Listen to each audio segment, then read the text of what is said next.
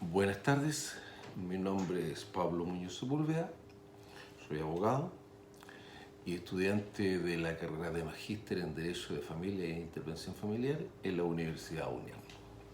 El presente video tiene por objeto mostrar los principales ítems de aprendizaje que he logrado adquirir en la unidad de taller integrado de intervención y mediación familiar, impartido por la docente psicóloga señora Lorena Durán. He logrado adquirir conocimiento entre los elementos diferenciadores y semejantes entre la mediación y la terapia familiar, entendiendo la mediación como el procedimiento por el cual un tercero ayuda a dos o más partes a lograr su propia solución en una o más cuestiones, mientras que la terapia familiar es una disciplina científica encargada de abordar la intervención como el tratamiento de la familia en su conjunto. La mediación tiene por objeto encontrar acuerdos y que las partes puedan resolver sus conflictos de forma autónoma, mientras que la terapia familiar tiene por objeto lograr nuevos equilibrios de la dinámica familiar cuando ésta atraviesa por una crisis. Los trabajos en la mediación familiar se trabaja el conflicto desde el presente para buscar soluciones y que las partes involucradas miren hacia el futuro. En cambio, en la terapia familiar se trabaja los conflictos ocultos y pasados, dependencias, triangulaciones, etc., para solucionar el presente y el futuro. Ambos métodos tienen semejanzas, son estructurados de tal forma que permitan una gestión y solucionar los conflictos familiares con la participación de un tercero imparcial. Ambos se apoyan en técnicas y estrategias de comunicación, información, uso de genogramas y técnicas de entrevista. En el proceso de mediación se estudiaron los pasos que tiene la mediación y en el caso personal presenté un caso real por mi experiencia en la función penitenciaria y que se trata de un motín. Esto era el conflicto.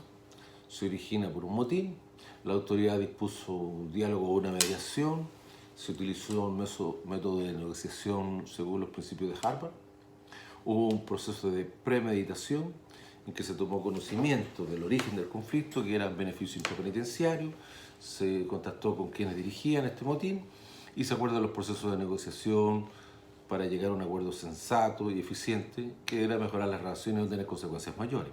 Las consecuencias mayores son peleas entre los internos o incluso agresión de los funcionarios hacia los propios internos.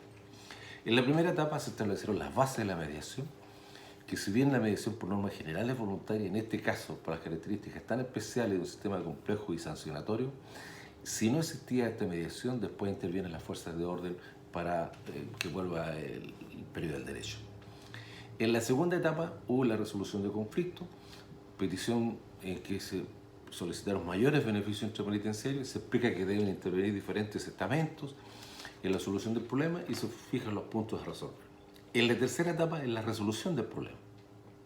Se aplican estrategias penitenciarias de solución de conflictos, prioridades del conflicto, orden de posibles soluciones, se contacta con las autoridades pertinentes, las propuestas de solución, algunas de ellas son acogidas y otras no.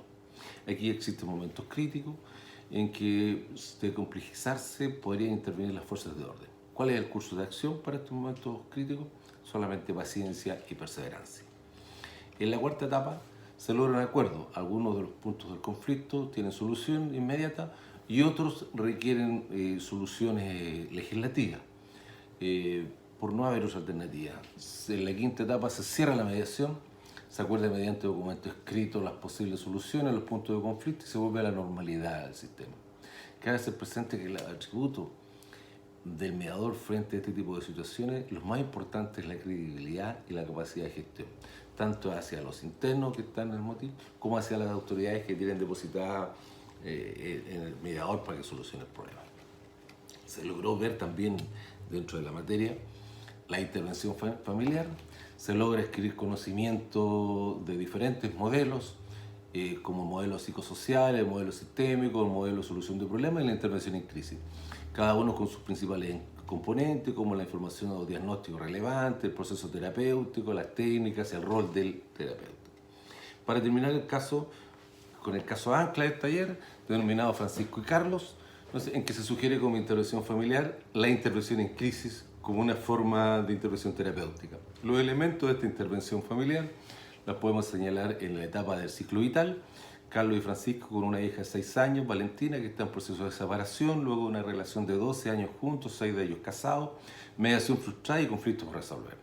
Otro elemento es el clima emocional predominante. En ambos padres se observan angustia, desconfianza mutua. Otro elemento es la estructura familiar, se observa jerarquía, sin embargo también tiene límites. Y hay que tener presente la participación de Valentina en que realiza tareas que no le compete como mensajera por existir una nula comunicación entre los padres. Grado de apertura de la intervención terapéutica es otro elemento y se observa que existe una apertura para una intervención, puesto que Francisca había solicitado una mediación, la cual fue frustrada por por Carlos, pero están en condiciones de arreglar sus diferencias. La competencia más importante del mediador en estos casos es saber escuchar, redefinir y proponer tareas. Hay algunas actitudes que pueden ser obstáculos para el proceso, como criticar, insultar, dar órdenes o instrucciones. Como conclusión final, debido al tiempo, de acuerdo a los conocimientos adquiridos, se estima que en la intervención familiar se debe contar con una diversidad de enfoques e instrumentos flexibles que permitan un abordaje de acuerdo a la complejidad del conflicto, teniendo presente siempre el propio individuo y su familia, puesto que este funciona como una unidad tridimensional, indivisible, es biopsicosocial, existiendo niveles de intervención desde lo más elemental hasta lo más complejo. Pero hay que tener presente que lo que para un individuo dicha crisis es elemental o baja, esta misma crisis para otro individuo puede ser de alta complejidad.